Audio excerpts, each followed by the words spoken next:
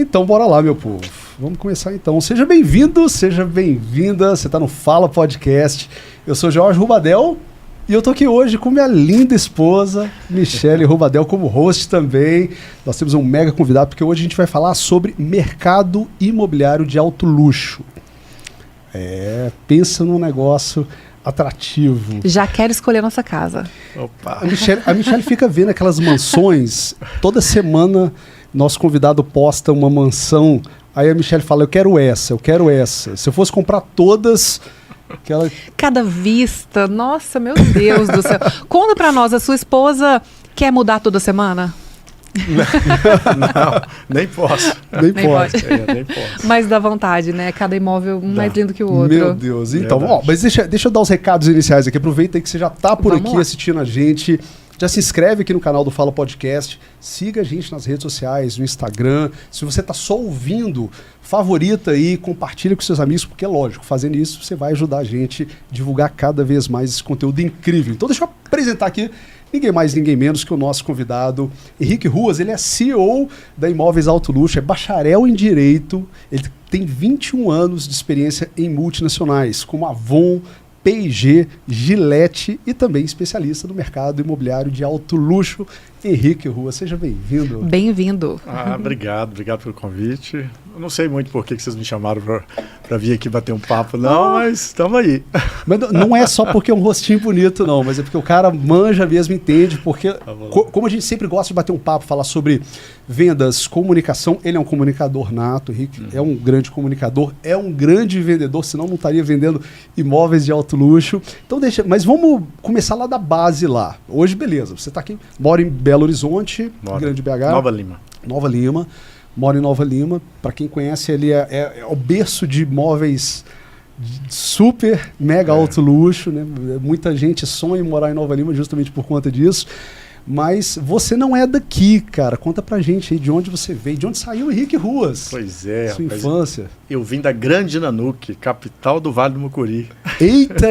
Pô, vamos lá, geograficamente, explica pra galera onde ali, fica isso. Governador Valadares, se você for ali pro lado da Bahia, ali Porto Seguro, ali, tudo faz parte da Grande Nanuque. Olha, tá vendo, no cara? meio ali, ó, é o polo da região. Um abração pra galera de Nanuque, cara, que incrível. E assim, mas não lá na região é uma cidade relativamente grande pelas cidades que rodeiam lá, Nanuque. Sim, tem 42 mil habitantes. Porque é referência Nanuque lá. E já foi polo no passado da região, até que Teixeira se desenvolvesse sobremaneira. Teixeira já fica na Bahia, ela se desenvolveu.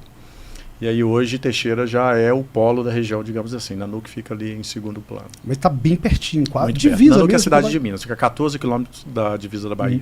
Então Henrique mineiro. Exatamente, mineiro. Mas você não o pessoal fala que eu sou baianeiro, né? Baianeiro, mas você não tem o sotaque lá do pois pessoal. Pois é, eu perdi o sotaque. Se eu apertar um pouquinho, eu falo cantado. Agora conta pra gente lá. E como é que era o Henrique lá em Nanuque? Então, cara, eu saí de Nanuque com 22 anos, então eu passei a minha infância e juventude praticamente toda interiorana mesmo, de interior, com costumes interioranos.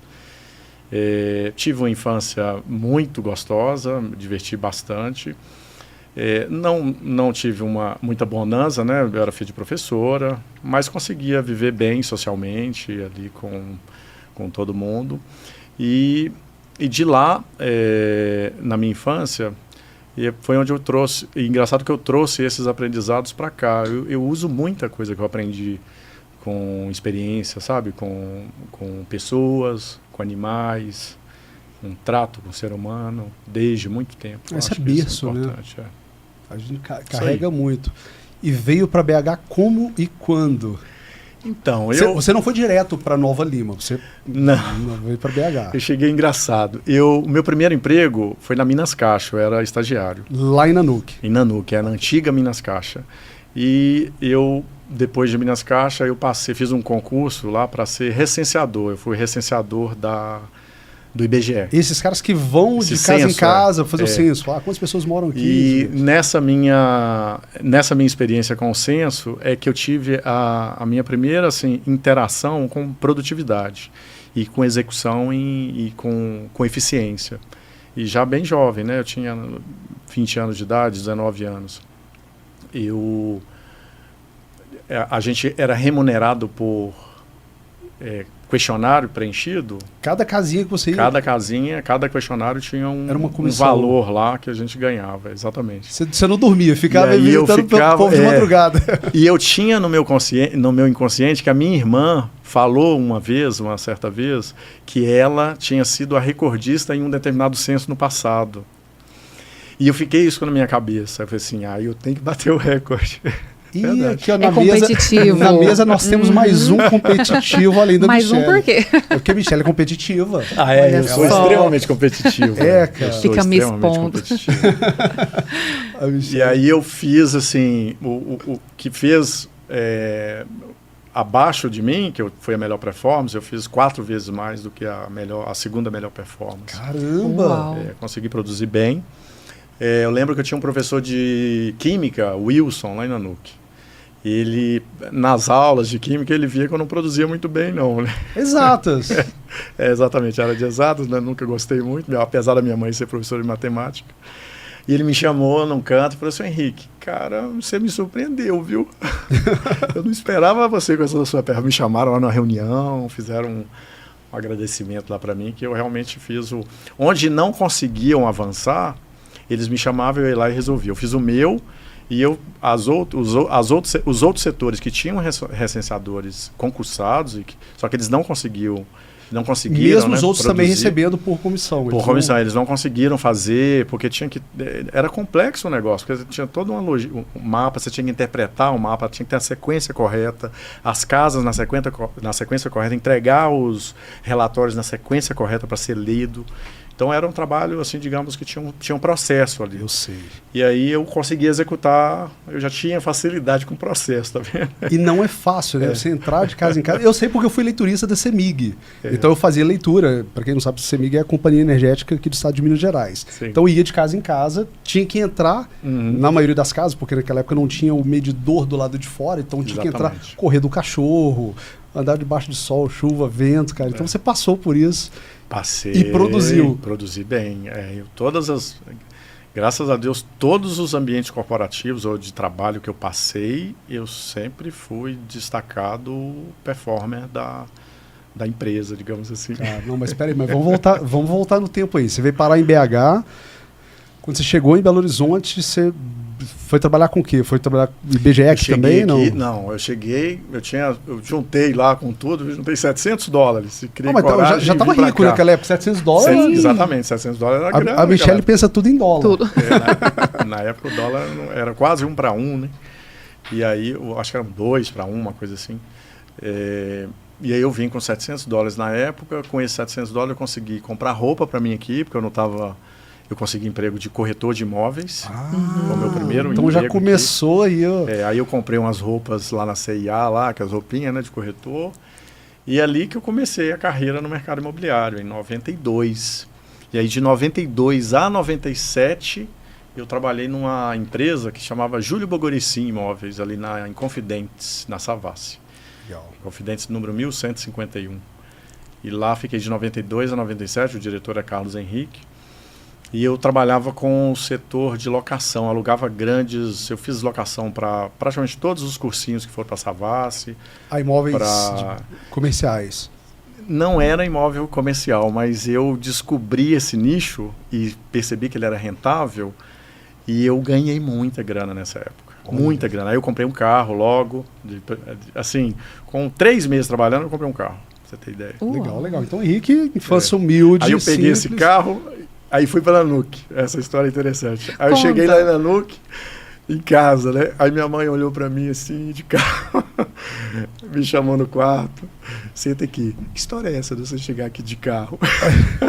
Não, mãe, tô trabalhando com imóveis lá em Belo Horizonte, eu já estava fazendo alguma coisa errada. Eu falei assim, mãe, pode ficar tranquilo, seu filho entendeu bem seus princípios, eu vou segui-los ali, ó. De forma rígida, mas era no mercado imobiliário, de forma lícita. Sim, até porque não era comum, né? 3 meses depois, você saiu de lá com $700, 3 meses depois voltar com o carro. Sua mãe com certeza olhou e falou, meu Deus, o que esse menino tá fazendo lá? É coisa errada. Eu descobri um nicho legal que eu ganhava a intermediação da primeira locação. Então, salas, vamos imaginar hoje uma sala, tipo R$60 mil de aluguel, uma sala, uma loja lá na Savassi. E o cara não queria me dar para administrar, mas eu falei, tá, mas se eu conseguir um inquilino para você, você me consegue o primeiro aluguel? Aí o cara falou assim, consigo. Caramba, então você aí foi eu especializei em arrumar o inquilino e eu não pegava a administração, eu pegava o primeiro aluguel. E como eu era funcionário, né, da imobiliária, metade da comissão ficava para mim.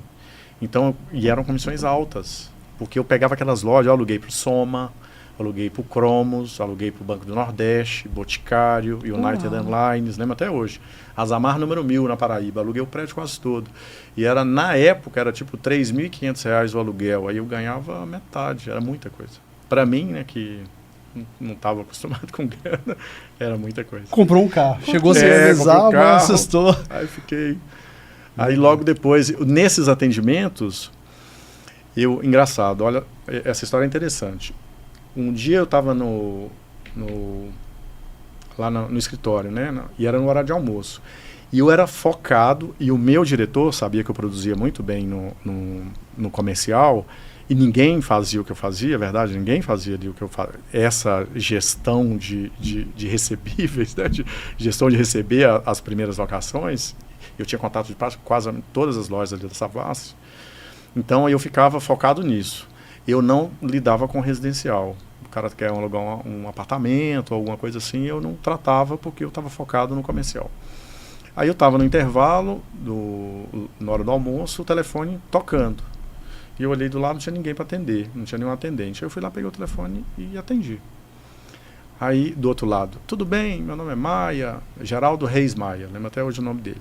Meu nome é Maia, eu estou tentando resolver até hoje o negócio do meu apartamento, que eu estou alugando aí, não consegui resolver. Falei, qual é o seu problema, seu Geraldo?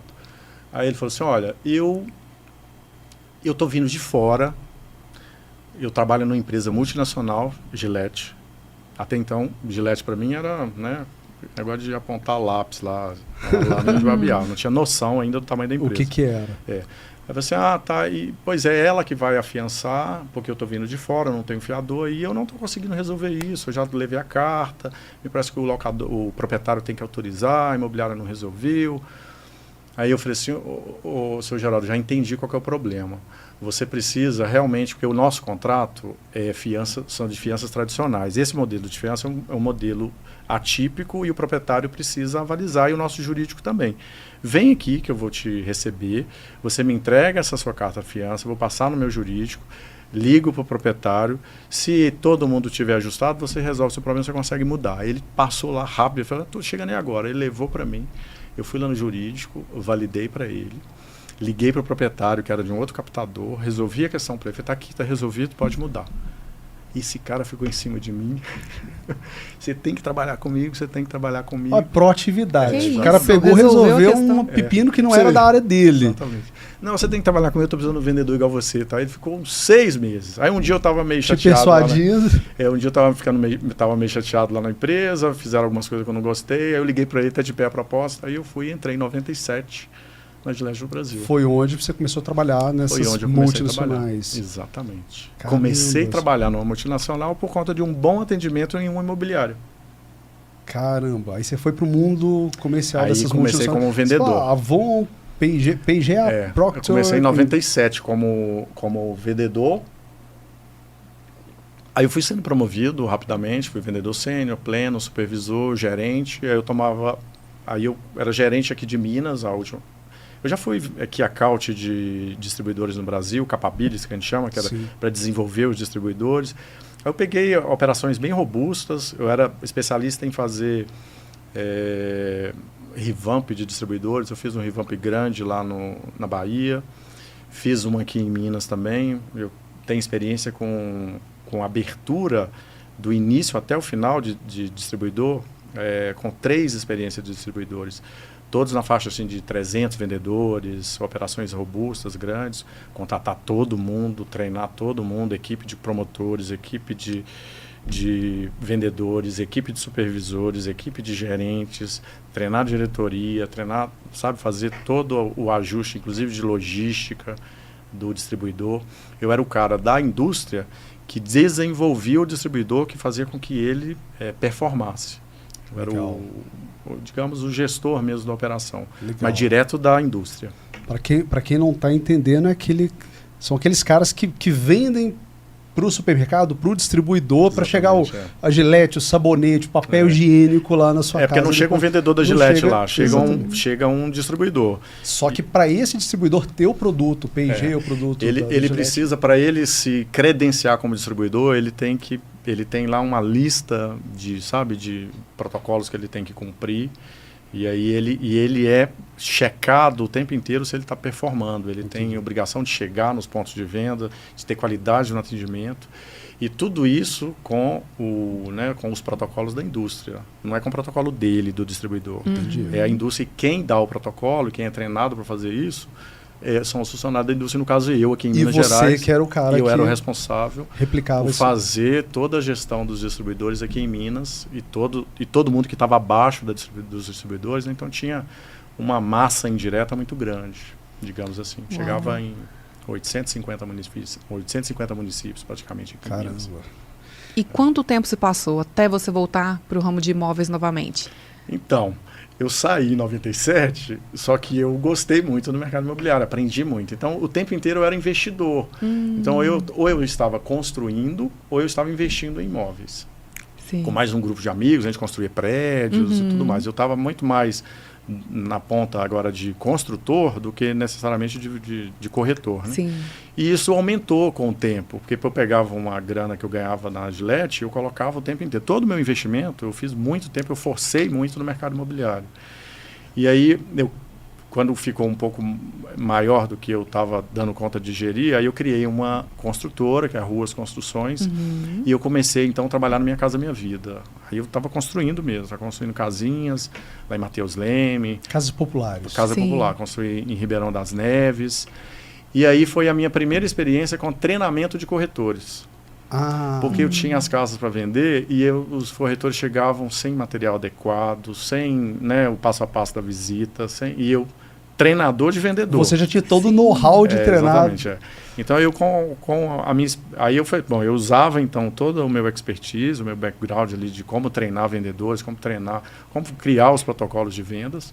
E aí eu passava para os vendedores, para os corretores, marcava café da manhã com eles, explicava o passo a passo da visita inteiro, e fazia os materiais todos para eles. Eu criava um scriptzinho para eles ali. As minhas casas eram as que primeiro vendiam na região onde eu estava. Só que estava me dando muito mais trabalho do que eu estava dando conta de doar, né? Eu não tinha tempo para fazer isso, porque eu tinha aqui as minhas atividades na minha empresa, que eu era funcionário. E aí eu falei assim, eu vou então para o mercado de alto padrão, porque eu vou concentrar. Foi aí que, em 2018, eu saí para fazer um estudo de mercado para entender onde que eu iria começar a minha construção de alto padrão. E entender o mercado. E na minha pesquisa de mercado, eu tive que ter contato com o comercial, com as imobiliárias da região. Foi onde eu percebi que tinha uma oportunidade maior do que de construção, era de acordo com o meu fit, né? Eu era casava muito mais com as minhas especialidades. Eu trabalhar no comercial, ter uma imobiliária, do que necessariamente construir. Mas eu usei o meu estudo de mercado, comprei um lote lá no Vale dos Cristais, eu já identifiquei em 2018 que ele era o condomínio que iria mais valorizar, como de fato ele é hoje, o condomínio que mais se valorizou. E aí eu comprei a casa que eu moro hoje, eu comprei, na verdade, eu fiz uma casa para vender, e eu ia começar a fazer um giro, né? E aí, só que aí eu foquei muito no mercado também, abri a Imóveis Alto Luxo. Em 2020 só que a gente abriu a imobiliária. Então, é uma empresa relativamente nova, mas pelo patamar que ela atingiu hoje, é a referência. A gente tem hoje a gente está com uma penetração bem razoável, um trabalho bem consistente já. A expectativa é que a gente agora, com a base um pouco melhor, né, a gente consiga escalar até mais. E quando você saiu da Gillette e falou, vou ficar só com os imóveis, vou dedicar 100%? Na verdade, quando eu saí da Gillette, da P&G, né? Porque a P&G comprou a Gillette, eu já estava na P&G. Eu recebi uma proposta do meu principal cliente na época, que é o Pedro Venâncio, é dono do Época, que fundou o Megaforte, inclusive. Eu recebi uma proposta dele para ser sócio dele num distribuidor da própria P&G, que a gente ia abrir, ele ia aproveitar o meu expertise, né? E ele ia ser, digamos, o sócio investidor, e eu ia abrir um distribuidor para a gente. E assim a gente fez. Eu fiquei lá durante 1 ano e meio. Só que era lá em Uberlândia, e eu já estava há 21 anos em multinacional, viajando o tempo inteiro, já fui gestor da Bahia, do sul do Brasil, já trabalhei nos 3 estados do sul, já trabalhei no Centro-Oeste todo, já trabalhei no Nordeste, fiquei 1 ano e meio na Bahia. E aí eu estava fazendo essa operação lá em Uberlândia, a operação já estava com break-even fechado, já estava tudo certo. Ele virou para mim e falou assim: Henrique, agora vamos para o sul de Minas. Eu falei assim: pois é.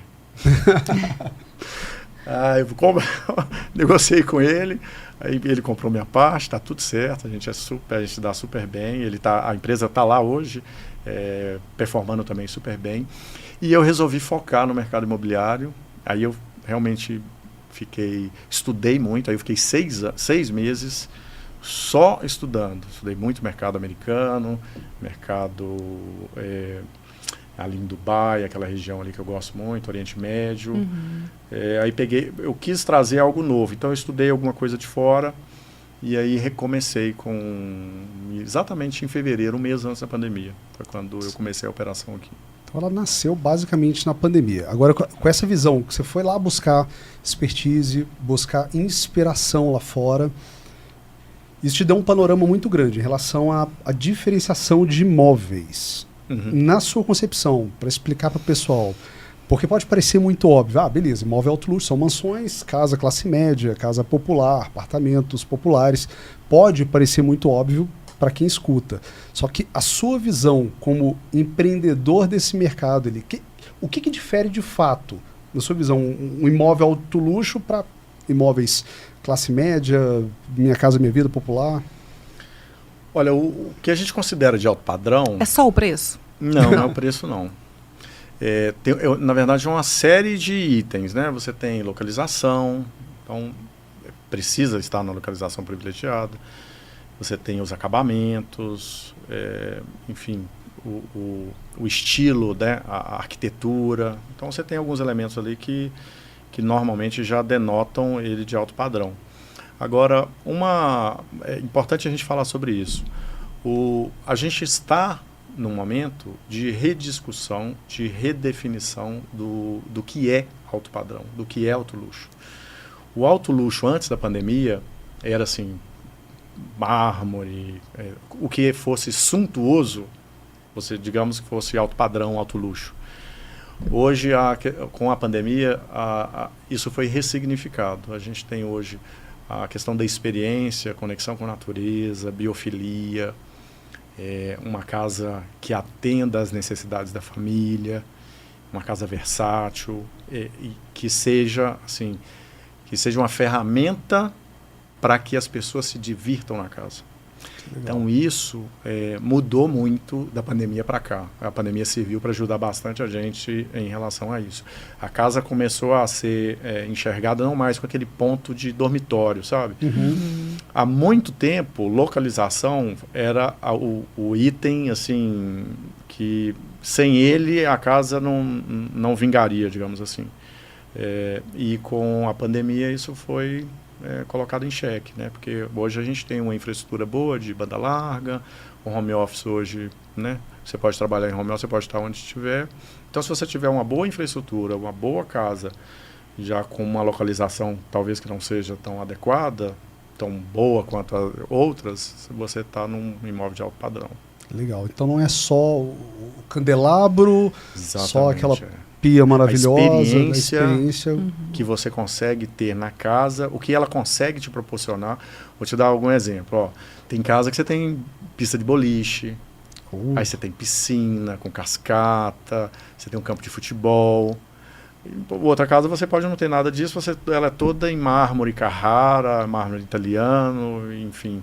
Ela é mais cara talvez do que a outra, mas do ponto de vista de entretenimento, a outra é muito mais legal e é vista pela família como um imóvel de alto padrão mais requisitado.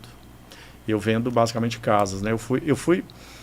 A minha estratégia não era ir só para casas, mas como o mercado praticamente me abduziu, né, para casas, eu também trabalho com coberturas, trabalho com... isso que eu ia perguntar, porque tem apartamentos que também, teoricamente, são considerados imóveis de alto padrão. Isso, exatamente. Eu também trabalho com eles.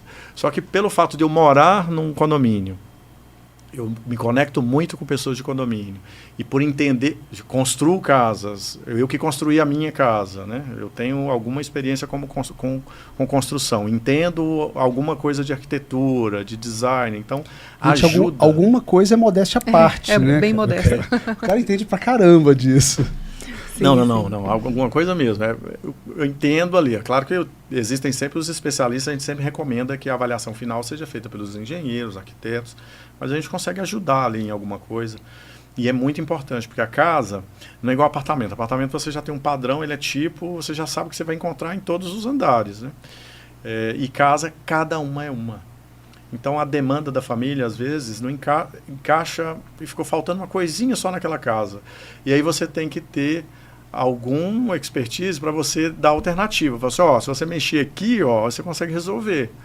Sim. E aí isso acontece direto. Você tem, aí é verdade, se eu fizer isso aqui, aí ele imagina qual que é o impacto financeiro disso, o custo daquela mexida, entende que não é tão forte assim, digamos, e aí ele consegue decidir pela compra. Tem que ter uma flexibilização ali, né? E entender que é um ser humano que está, né, do outro lado. Henrique, você disse que estudou 6 meses porque você buscava algo diferente. Sim. Defina o algo diferente pra gente. Algo diferente para mim não é nem, eu costumo dizer isso direto, não é nem melhor nem pior. A gente fica pensando que é algo melhor do que algo que está posto, né? Não é isso, não. O algo diferente é novidade mesmo. É algo que não está aí.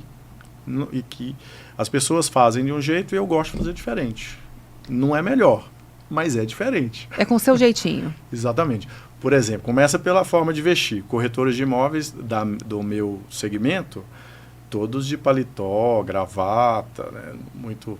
Eu sempre de t-shirt. Olha só, cara. Diferente. Começa. Já é uma quebra de paradigma. E eu tenho 0 problemas com quebra de paradigmas. Eu trabalhei na P&G, a maior empresa, e a minha escola, não posso esquecer isso, 21 anos lá, empresa americana, e a gente era valorizado por quebrar paradigmas. Você só avança se você quebrar os paradigmas. Então você precisa romper esses dogmas, né? O que está posto. Então eu tenho hábito, costume, para mim é natural fazer diferente, gosto de fazer diferente. E o que eu costumo dizer isso para as pessoas para não estranhar, porque às vezes o que eu falo que é verdade hoje, amanhã provavelmente eu vou me contradizer, porque eu gosto de mudar, inclusive, o que eu penso sobre as coisas. Até mesmo porque o mercado muda, né? O mercado é volátil. E você tem que estar muito atento a isso. Igual você falou, o conceito de alto padrão, há 3 anos atrás era hoje é outra coisa. Sim. E o cliente alto padrão, ele é diferente? Tem alguma nuance? É diferente. Ele tem, o código de compra dele é diferente. Então, você tem que entender um pouco desse cenário realmente. Primeiro ponto, que é importante, ele está acostumado com bons atendimentos. Ele tem carro importado, então ele já vai lá na Bamac, a concessionária que ele atende, ele sai, ele vai lá no Rocon, né? Ele tem um nível, então quando ele sai, ele é bem atendido, quando ele vai para um hotel, ele vai para o Iberostar, então ele tem uma barra, digamos, ele sabe o que é um bom atendimento. A régua dele já está mais alta. Ele sabe isso. Quando ele viaja normalmente viagens internacionais, então ele sabe, ele tem costume com bom atendimento. Então você tem que ser, de alguma forma, polido, né, na comunicação, na forma de interagir com ele, né, dar a devida distância para ele, e à medida que ele vai autorizando, você vai tendo mais afinidade, você vai se aproximando. E a gente precisa, faz parte do trabalho do corretor, ele entender bem a demanda do cliente, mas ele tem que conseguir fazer isso de forma sutil, sem invadir. E com perguntas persuasivas, né? As famosas persuasive questioning ali. Então ele vai perguntando, vai percebendo que ele pode avançar e ele vai colhendo as informações que ele precisa. Legal, porque pode parecer muito óbvio isso, né? Beleza, o cliente alto padrão, tem um poder aquisitivo maior, mas como o Henrique falou, se ele já está acostumado a ter um nível de atendimento de excelência onde ele vai, onde ele convive, a loja que ele compra no shopping, no imóvel também não pode ser diferente. Ele não vai aceitar o cara que atrasou para encontrar com ele não vai aceitar, ele não vai ser tolerante com o cara que intrometido demais ou inconveniente demais. Insistente, né? Insistente. Inclusive, exatamente. Às vezes você não pode ficar ligando. E aí, gostou da casa? É diferente, cara. Não pode fazer isso. E aí, vamos fazer uma proposta? Não. Ele vai fazer quando ele se sentir preparado. Normalmente são empresários, sabem fazer conta como ninguém, entendem tudo de imóveis também. Já tem uma prévia experiência normalmente com imóveis. Já moram, entende de acabamento, conhece o mercado, já pesquisou. Hoje com a internet, né, o cara já chega lá, ele sabe todas as casas na faixa de preço do mercado.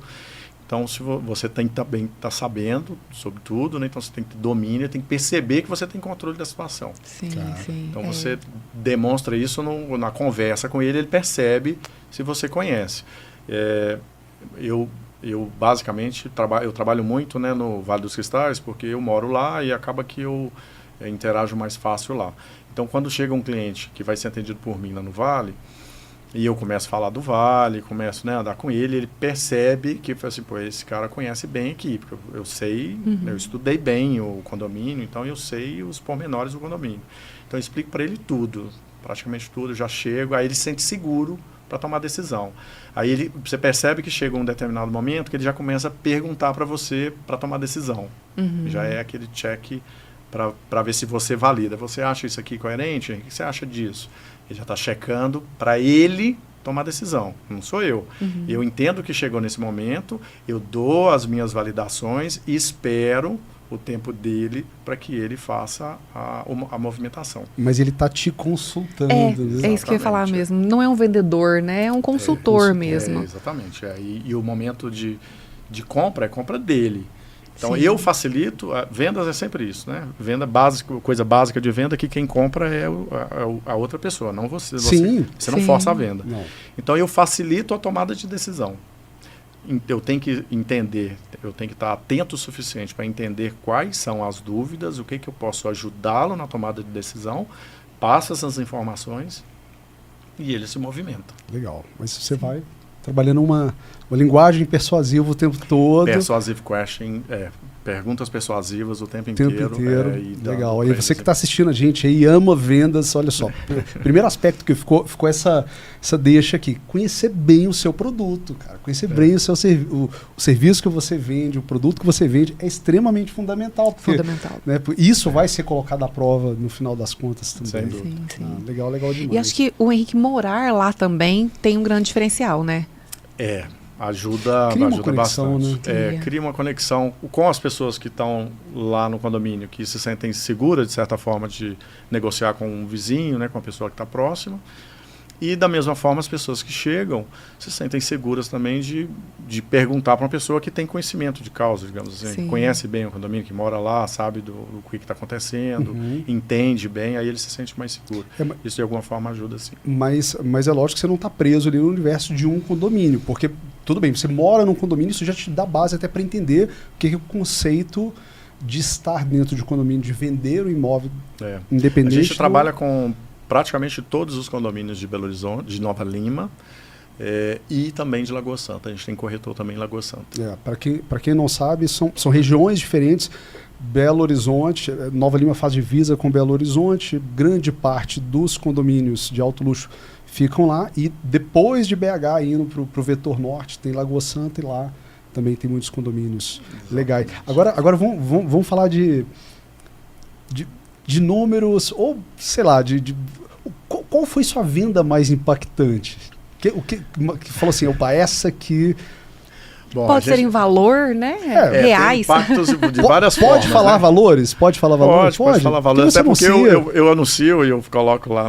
Eu não falo normalmente, não falo mesmo, o valor que foi efetivamente fechado. Ok. Eu falo o valor de venda. O valor que estava anunciado. Esse valor eu falo, e aí eu deixo a critério dos vendedores e compradores, se eles quiserem falar, eles podem falar, mas eu não me acho no direito de falar sobre isso. Muito embora não haja cláusula de confidencialidade, mas eu não falo. Bom, eu tive várias vendas interessantes. Tem uma recente que eu achei muito interessante, que é uma casa até que ficou muito famosa aí, porque é uma casa de 25 milhões. Que a gente estava... E ela entrou no portfólio, eu consegui vendê-la em 30 dias. Vi isso, acompanhei. Essa casa foi vendida por um senhor de 80 anos. Peraí. Ela entrou no seu portfólio, em 30 dias você vendeu? 30 dias eu consegui vender. Uma casa de 25 milhões. Essa casa de 25 milhões. Ela tem 1.600 metros quadrados. Casa fantástica. Pode dar curso, né? Você tá com uma mansão parada aí. Liga para esse cara, pelo amor de Deus. Você tá com imóvel alto luxo aí. Já sabe quem vai procurar. Fica rodando aí mais não, cara. Mas o engraçado... O senhor de 80 anos. O engraçado dessa venda foi bem atípica, porque nessa semana da venda dessa casa, entrou proposta de outra casa grande também. E uma terceira.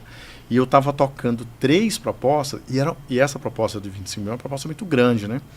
E nessas negociações, normalmente demanda muito tempo. Só vou te dar um exemplo. Teve um dia que 5h30 da tarde eu estava no supermercado e eu fiquei na casa de 5h30 da tarde até 9 horas da noite com o cliente lá, mostrando. E já era tipo a 7ª visita.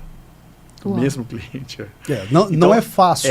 Essas vendas, elas não são rápidas. Assim, elas vão mesmo... E aí faz uma proposta, uma baixa aqui, uma negociação, ela vai se arrastando. E entraram outras negociações.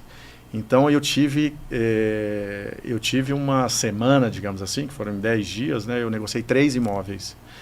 Foram 44,4 milhões de VGV nesses 3 imóveis. VGV é o valor geral de vendas, que é o valor anunciado, né?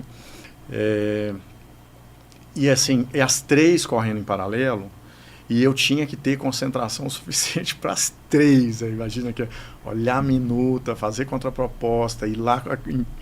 Eu perdi até uma venda porque eu não estava conseguindo mais. E apareceu exatamente ali naquele meio ali. E eu não tinha tempo para ir lá para acompanhar. E acabou que eu perdi a venda. Mas tem que ter muita atenção. E uma venda desse porte, ela se perde assim, num detalhe bobo, você perde a venda. Cara, porque são pessoas que têm normalmente uma posição muito firme, né? Sim. Não é uma negociação fácil. Não, o cara sabe o que está fazendo. E uma energia mental, né, emocional muito forte também, né? Não, porque assim, vamos lá. Se ele está conduzindo 3 negociações, o cara que ele visitou lá no final do dia não quer saber, cara, se você está desse. Se ele está na 7ª visita. Você tem que chegar. Teve um dia que eu não almocei, não jantei, e eu cheguei em casa 9 horas da noite. Só tomei café da manhã. Eita. E assim, aí, você tá achando que é fácil aí, tá vendo? Sem almoçar, sem jantar. Vida de corretor alto luxo. Tu tem seu preço, meu amiguinho. Tem mesmo. E tem que ficar o tempo inteiro com muita atenção. Não pode, o cansaço não pode tirar a sua atenção. Se você, uma palavra, né, um tom errado que você dá às vezes numa negociação, achar que a pessoa... Porque a pessoa tem direito de ficar fazendo contraponto. Sim. Por mais que você ache óbvio que poderia ser de forma diferente. Mas você tem que ir no tempo dela. E você tem que respeitar o tempo dela. E seguir... assim, até ela chegar no tempo dela. Eu não acho que é óbvio não, cara, porque se o cara tá comprando imóveis ali de 10, 15, 20 milhões, ele tem todo o direito de... Mas não é só o valor do imóvel, é o sonho dela, é a casa dela, ela tá investindo uma reserva ali, às vezes, ela vai morar ali, levar a família dela para lá. Mas deixa eu falar uma coisa que é interessante. Quando eu criei Imóveis Alto Luxo, a minha dor era dor de construtor. Lembra que eu contei a história aqui que eu precisava treinar os corretores e eu tinha alguma dificuldade com quem trabalhava os meus imóveis. Então, quando eu montei, e até por isso que eu montei ela muito, você vê que eu tenho muitos imóveis exclusivos, eu tenho um bom pacote e eu entrego muito para quem está vendendo. Eu olho muito para esse cliente também. Uma das coisas que eu achava, né, que na minha avaliação lá atrás, eu achava que era uma oportunidade de ser diferente, é que o mercado entende como cliente o comprador. É quem está o tempo inteiro sendo olhado, é quem, igual vocês falaram agora, porque o cara está comprando, eu percebi até na fala de vocês, por isso que eu estou fazendo parênteses. Incrível isso. O comprador sempre foi visto e sempre foi o cara... Quando pensa uma imagem de uma imobiliária, e eu vejo isso direto, pensa uma imagem de uma imobiliária festejando uma venda. Você vai ver o quê? O corretor com o comprador. Com o comprador estourando champanhe. Isso. E eu olhava para isso e falava assim, poxa, tem uma oportunidade aí. E eu tenho que encontrar uma alternativa para o vendedor entrar nessa. Ou seja, o dono do imóvel. Hoje as minhas celebrações e como eu faço, como os meus imóveis são exclusivos, esses 3 imóveis, por sinal, os 3 eram exclusivos. O cara tem um imóvel, ele constrói, ou sei lá, pensa naquela casa, naquele lugar e fala assim, eu vou deixar na mão do Henrique da imóveis. Os 3 imóveis eram exclusivos. Se alguém comprasse, só ia comprar comigo. Só com você. Então, é mais uma responsabilidade, porque se eu não posso ter problema de horário, porque só tem eu só para vender. Então, eu tenho que ir lá no horário que o cliente quiser, enfim. Eu tenho que me desdobrar para que as coisas aconteçam. Então, eu sempre enxerguei que tinha uma oportunidade aí de você também valorizar um outro lado, que é o lado, inclusive, que paga. Quem paga a corretagem, a grana para o corretor, é o dono do imóvel, não é o comprador. Que muitas vezes o comprador, normalmente, ele tem uma carteira de corretores. Todo comprador tem uma carteira de corretores. O corretor é mais um dele. Por acaso comprou aquele dia com aquele, mas ele estava olhando com vários. E os meus clientes, muitos deles que são exclusivos, ele está só comigo. O cara é fiel. Você tem que valorizar ele. Então, quando na hora da negociação, eu olho também o lado do se está bom para o cliente ali que está vendendo e como que é o lado emocional dele também. Ali aquela proposta está comprando a história da família dele. Onde o cara teve as melhores experiências com os filhos. Sim. E eu acho que isso, de alguma forma, impacta, entendeu? Eu sei porque quando eu vendi uma casa que eu tinha, foi assim. E eu não fui tratado bem, cara, pelo corretor. Muito pelo contrário. Foi uma experiência péssima. Eu tenho vários relatos de experiências de pessoas falando de experiências exatamente. E normalmente é o vendedor. Normalmente é o vendedor.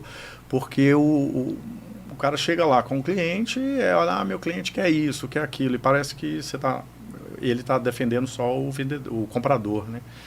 E aí eu criei um modelo e eu foco até nesses modelos, foco nesses imóveis que têm exclusividade comigo. Hoje, antes de vir para aqui, hoje de manhã, a gente chegou a trocar mensagem, falei assim, estou fechando um contrato aqui e é mais uma casa exclusiva. E eu tenho que sair daqui, eu tenho que terminar o contrato. Caramba. É a vida. É mais uma casa, é exclusiva a casa. Então eu tenho que estar o tempo inteiro disponível e as coisas têm que acontecer. E tem alguma história engraçada, alguma situação que aconteceu em um fechamento ou numa visita que você pode compartilhar conosco? Bom, tem vários, ele sorriu, então tem. Ele pensou, buscou ali, mas... Porque assim, normalmente tem, né, cara? Porque tá lidando o tempo todo aí, deve ter treta, coisa engraçada. Tem uns perrengues chiques? Tem perrengue. Tem, de vez em quando tem briga, né, de marido e mulher na frente da gente. A gente tem... Mas você não tá vendo que eu gosto disso? Aí você tem que ficar... Deixa os dois resolverem, né? De vez em quando acontece. Acontece muito... O famoso turismo, não sei se vocês já ouviram falar desse termo, turismo imobiliário. Eu ia até te perguntar isso, cara. Eu já ouvi falar sobre isso. O que é turismo imobiliário? A pessoa não vai comprar, ela não tem potencial às vezes para comprar, mas ela liga para o corretor e fica visitando as casas. Ela está desocupada e ela vai lá, olha. Acontece isso. A pessoa aí fica olhando casa. Eu conheço pessoas que é assim. Falta serviço. Tá vendo? Falta serviço para essa pessoa. Aí a gente tem que ter a casa exclusiva dá essa liberdade pra gente, que aí eu brifo mesmo quem são as pessoas, olho a documentação, já entendo como é que... Sim. Então, peraí, deixa eu perguntar isso. Então, se eu quiser olhar uma casa lá, na Imóveis Alto Luxo, você faz A gente tem uma triagem.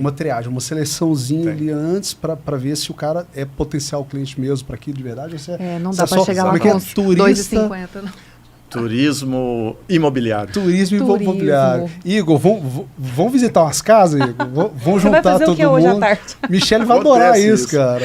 A pessoa tá querendo construir uma casa e começa a passear pra ver casa. Vamos ver, cara. Só pra dar vontade da gente morar nessas casas. Aí, de repente, fala, posso dar um pulinho nessa piscina aqui só pra gente? Só pra testar? Fala, vai, pula aí, vai.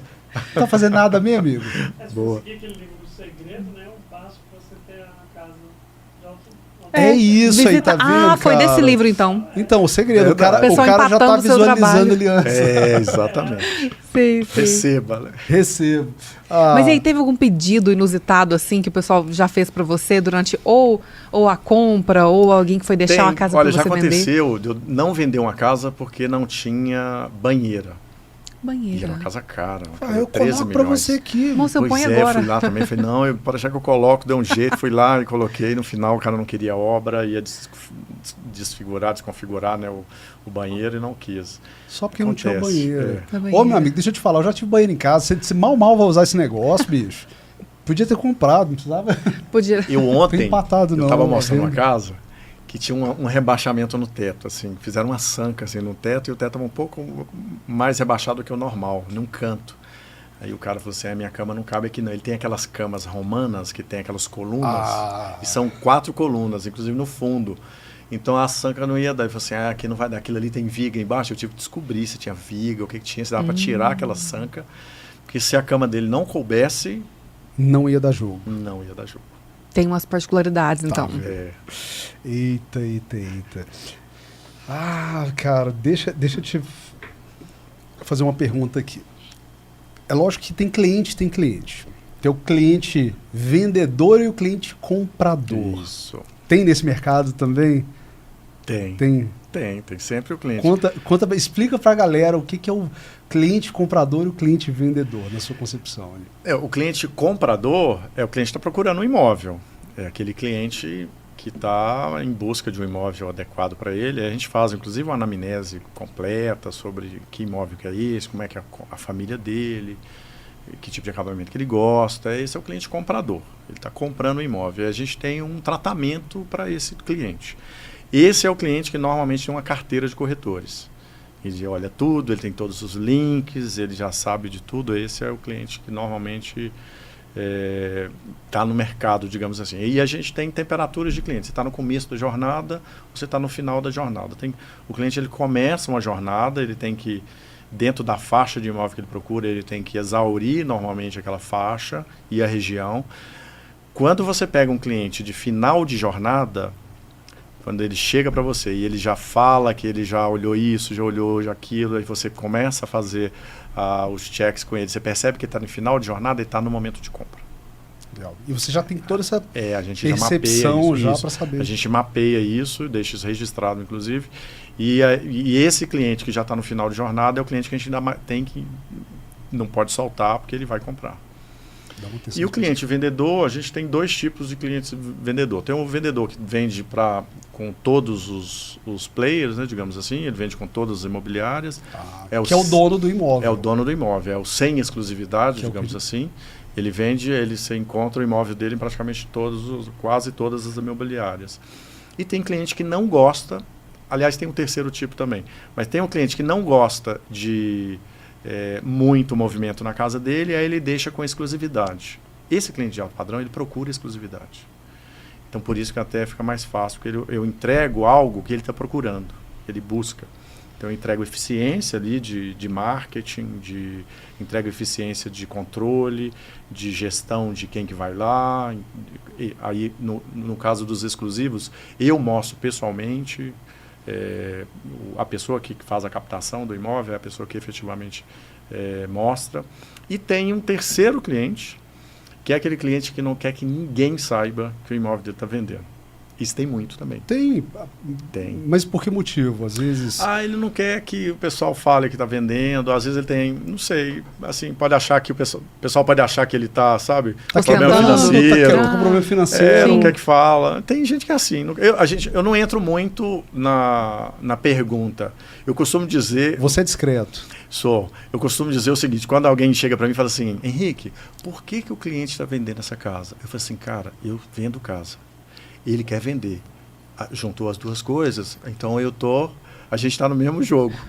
E tá ótimo. E eu não perguntei para ele porque ele quer vender, não. Ele quer vender, eu também quero vender. Não, e às vezes essa descrição joga a seu favor, cara. Porque o cara vai olhar, tá comprando com um cara que é discreto, que não fica especulando não demais. Não pode especular. Se ele fala que ele não quer, ele só me pergunta, eu só explico para ele que as probabilidades diminuem.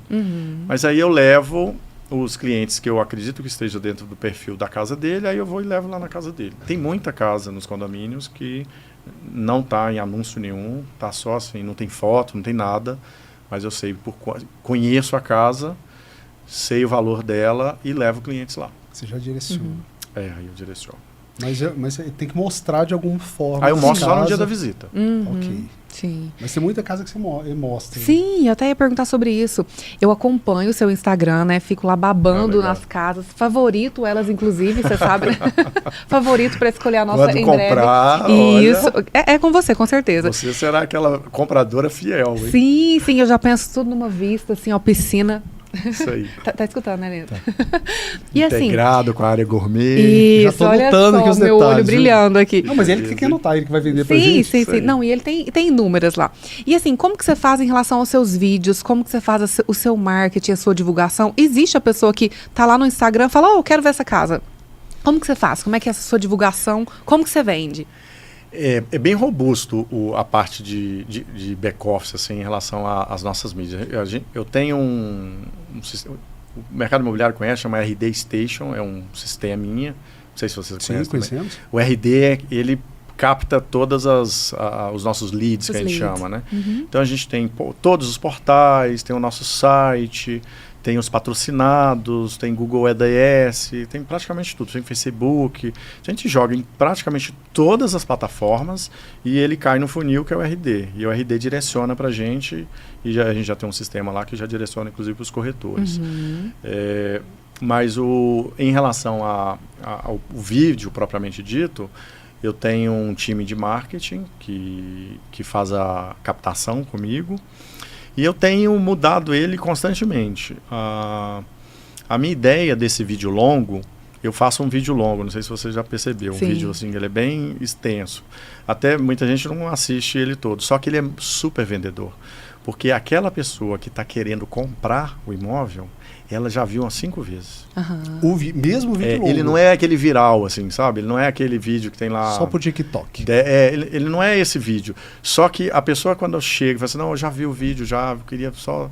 Aí a pessoa olha e fala assim, é isso mesmo que eu vi lá no vídeo, legal, é o que eu estou procurando. Aí fica mais fácil, mais assertivo. São super legais, né, cara, os vídeos. Quem te inspira, assim? Porque não era comum, eu nunca tinha visto isso no mercado imobiliário, né? Você já tinha visto isso? Não.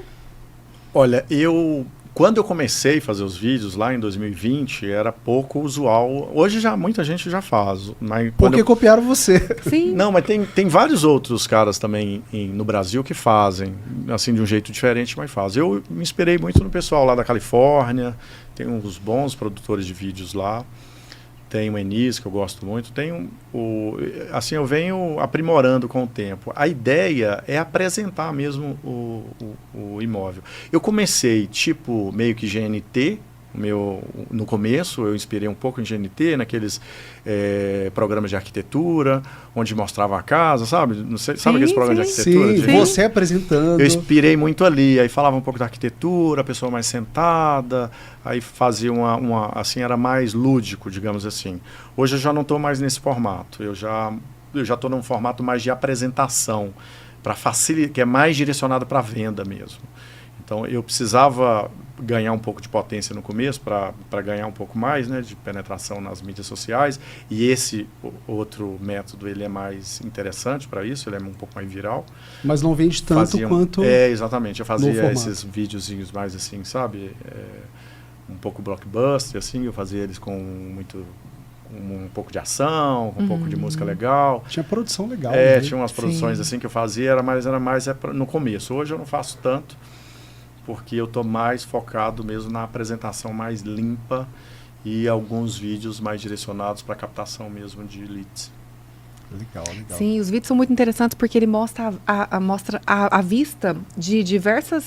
você usa drone, né? Isso, a gente faz... Cada casa tem uma potência, digamos assim. Tem o lado positivo dela, que é o lado forte. Então eu vou na casa, eu dou uma estudada bem na casa, qual que é o melhor horário da casa, inclusive. Aí a gente faz já o roteiro, digamos assim, para a casa. Sim, sim, vejo aí eu já combino com o filmmaker, né? Falo assim, a gente vai fazer esse roteiro aqui.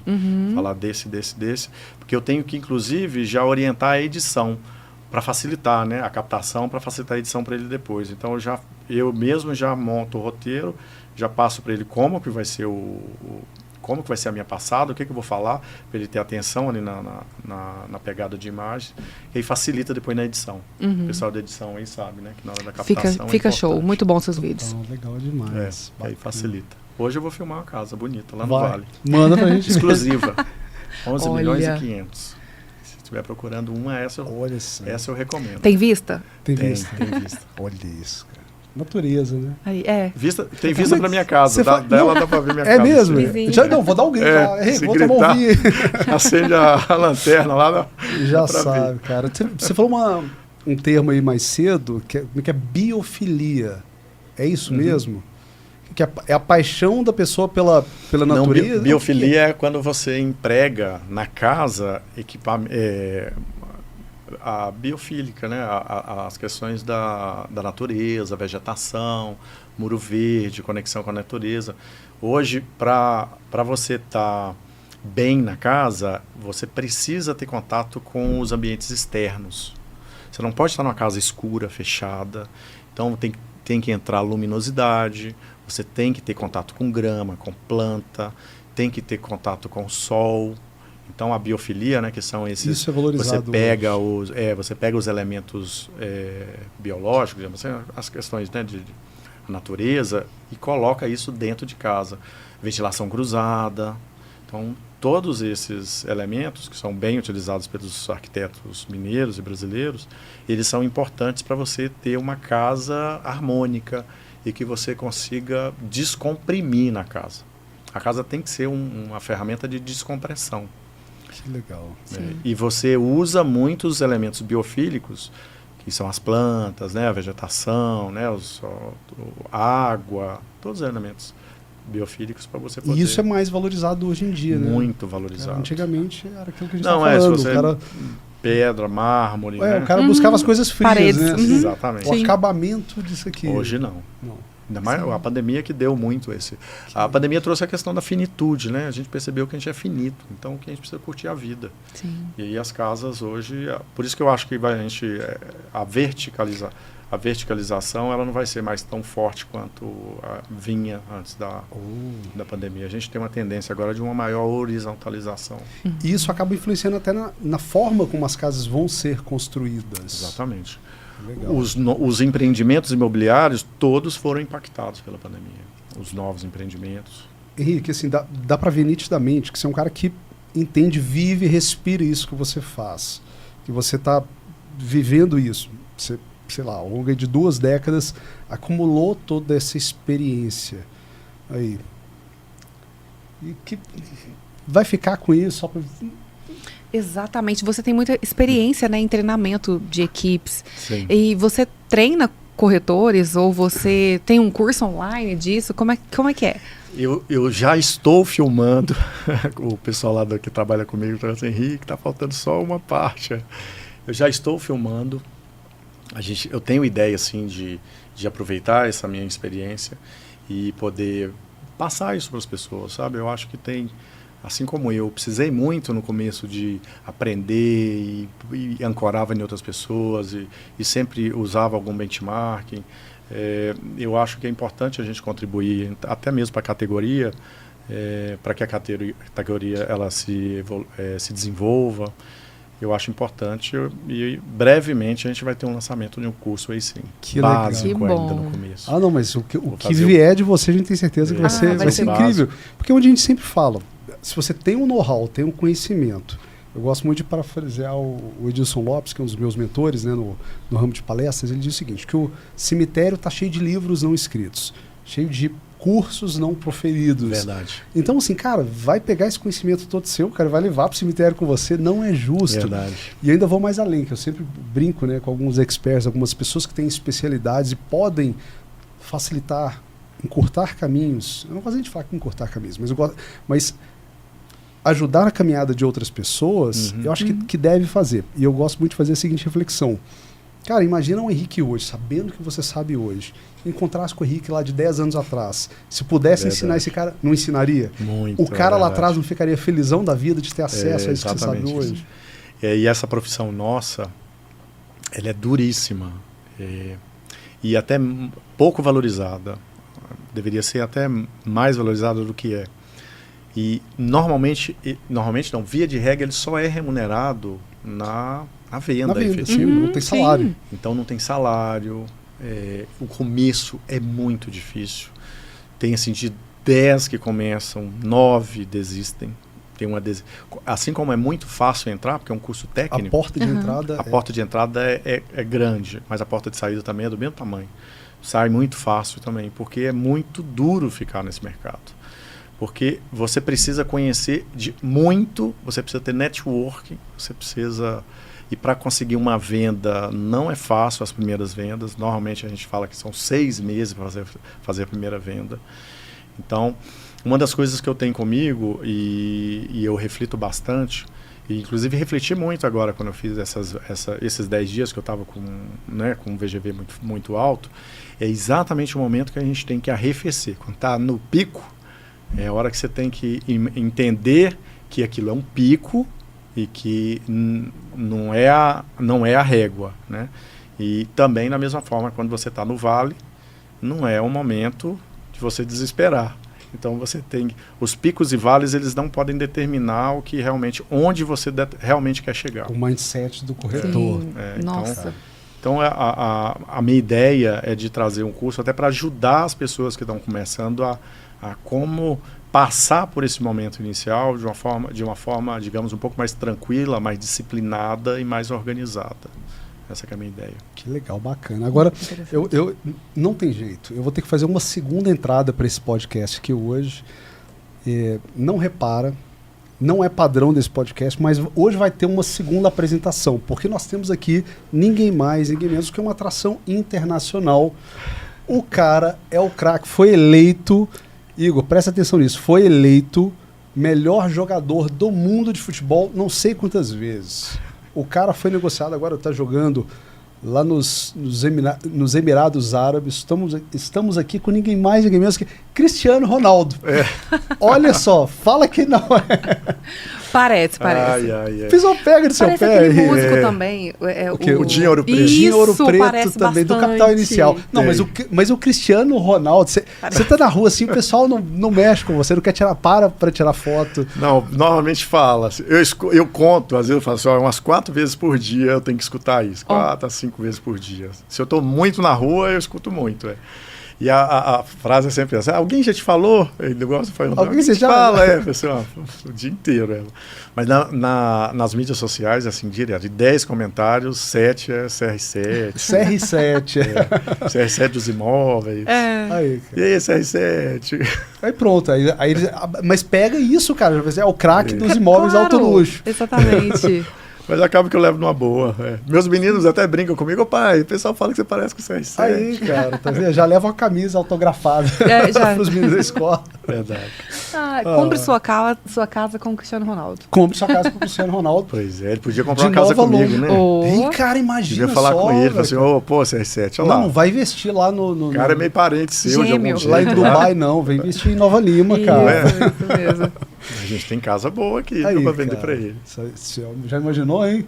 CR7 aqui em Minas Gerais. Vai ser top. Ó, antes de eu fazer... Tenho mais uma pergunta. Você tem mais uma? Tem mais uma. Henrique, eu vi esses dias na sua rede social, né? Você fechou essa casa de 25 milhões e aí você disse que muitas pessoas te chamaram para comemorar, mas você queria tomar um café da manhã com a sua família, né? E achei isso muito bonito e coincidiu com o que você disse em relação a estar no vale ou estar em alta, né? Que tem esses picos. E eu quero saber de você, o que é a primeira coisa que você pensa quando você fecha assim uma grande venda, que você sabe que vai entrar uma grande comissão, que você vai poder realizar um sonho material seu, da sua família? O que você pensa? Não, Abre o coração. Eu só penso na minha família, só. Não penso mais nada. Só. Cara, o Henrique é um cara família. A Michelle... Eu falei, eu contei isso pro George, falei, nossa, que bonito o Henrique, né, fechou a casa lá, valor milionário, e ele quis tomar um café da manhã com a família, achei isso muito lindo. Assim, é o que te dá base, né, a minha história de vida, as privações que eu tive, né, o fato de você poder, de alguma forma, proporcionar a estrutura para os meninos, eu gosto muito. É muito legal. Que massa. Dá pra ver no olhinho, o brilho no olhinho. Você que tá só ouvindo aí. E seus meninos têm essa noção que você é o cara, pode falar palavrão? Foda dos imóveis nacional, né? Vamos falar assim. Sem dúvida. Sem modéstia. Eles brincam de vez em quando e falam assim, na verdade eu não sou foda, né? Mas meus filhos têm costume de chegar alguém assim, meu pai é da Imóveis Alto Luxo. Não, então ele já sabe o nível de autoridade que tem já. Pô, imagina, tem aquele outdoor ali que fica, né, na saída do condomínio. Todo dia eles passam lá e ficam, opa, ela está no outdoor. Ali nas 6 pistas ali. Exatamente, na entrada do condomínio ali, dos condomínios ali. Meu pai tá ali, ó. Meu pai. Que lindo. Faz parte, né, do marketing, digamos assim. Sim. Isso é muito bonito, viu? Mas eu recentemente coloquei meus meninos lá no Santo Agostinho, eles estudam no Santo Agostinho. Nossa, no dia que eu entrei naquela escola, que legal poder proporcionar isso. Seus filhos, né, cara? Você saiu lá de Nanuque, Sim. filho de professora. É muito legal. Eu até comentei com a Michelle, a gente outro dia foi em Nova Lima, eu passei por ele e falei, olha, esse colégio Santo Agostinho, não sei se ainda mas tem prova para entrar no colégio. Lá tem os meninos ainda exatamente, assim, fizeram prova. Tem que fazer uma prova, não é qualquer criança que entra lá, qualquer adolescente tem que fazer uma prova. É muito legal. Caramba, que legal, parabéns. Parabéns. Isso aí. Família linda. Henrique, antes de eu fazer uma última pergunta, vamos deixar aqui as redes sociais. Deixa eu começar pela do podcast, lógico. Então, siga a gente aí no @FalaPod com POD mudo. Siga a gente no Instagram e, é lógico, no YouTube também, o nosso canal. Se inscreva se não está inscrito, compartilha. Henrique, como é que a galera acha você e a Imóveis Alto Luxo? Bom, o meu Instagram pessoal é Henrique Ruas, _. O Instagram da Imóveis Alto Luxo é @Imóveis Alto Luxo, no plural. Legal. E tem também o YouTube, o nosso canal. A gente está bem focado agora no nosso canal no YouTube. Está crescendo até legal. O nosso canal é Imóveis Alto Luxo. Isso aí. Então, se conecte aí. Eu quero fazer uma pergunta seguinte. Eu quero que você diga pra gente qual pergunta que você gostaria que a gente tivesse te feito aqui e a gente não fez. Pergunta? Essa é pra pegar o convidado. Uma pergunta que você queria que a gente tivesse feito e a gente não fez. O que faltou falar? O que faltou a gente perguntar? Deixa eu ver. Um sonho. Eita, então peraí, deixa eu... Nossa. Henrique, se prepara para essa pergunta. Porque um cara que saiu lá de Nanuque, lá no norte de Minas, de vizinha com a Bahia, veio para BH. Com $700? Já vem rico pra cá, já vem rico, já vem com...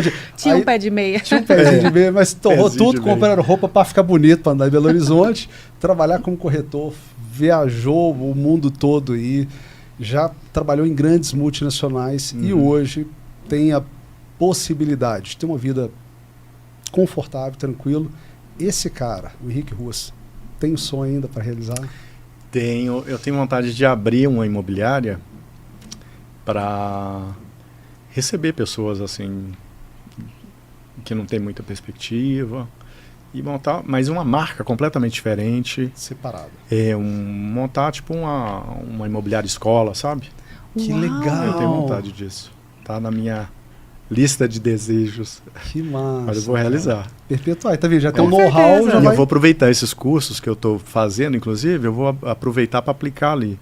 A minha ideia é subsidiar de alguma forma as pessoas que talvez não tenham condição de se manter ali, aí eu ajudo e de alguma forma é uma forma de treinar as pessoas ou dar uma perspectiva, né? Sim, de uma futuro para elas, sim. Para algumas pessoas que estão sem perspectiva. Que legal, cara. E voltar para o universo aquilo que ele trouxe para você, sim. né? Exatamente.